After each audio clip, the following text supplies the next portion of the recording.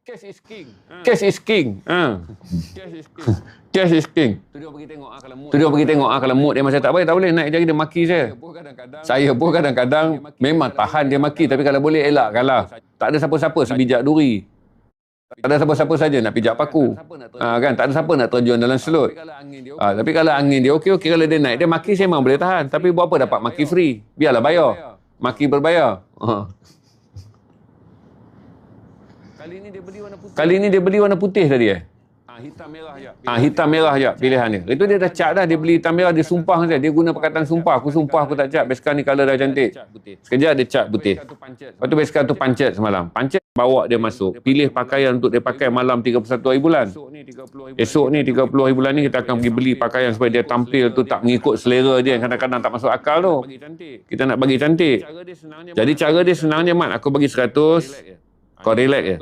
Ni 100 Arif beli baju untuk kau. Jadi dapat 100 dia tak bantah lah kalau Arif beli baju apa dia tak berkenan dia kena pakai. Sebab 100 cagar untuk bersetuju saya dah bagi. Jadi kadang-kadang selera dia tak masuk akal. Sebab bunga-bunga baju merah kita nak senonoh dah sikit. Sebab pelancaran album ni ada lagu Selamat Hari Raya.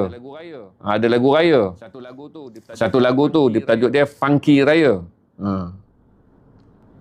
Tak apalah tuan-tuan, makan modal selamat seorang tuan-tuan. Allah pun tak hantar kat kita 10 kawan macam dia. Seumur hayat 38 tahun. Allah hantar seorang je kawan macam tu. Saya pun kena bersyukur lah juga. Kan Allah tak uji saya banyak benda-benda berat bersahabat ni. Dia pun tak uji berat lah. Allah hantar keringanan saya dalam bersahabat. Dapat satu orang yang boleh maki saya suka hati. Bila mak saya dah meninggal, tak ada orang nak maki saya, tinggallah selamat. Jadi kita dah biasa hidup kena maki. 3 hari orang tak maki kita jadi rindu. Jadi datang selamat seorang dia maki saya. Tak adalah saya rasa saya besar sangat.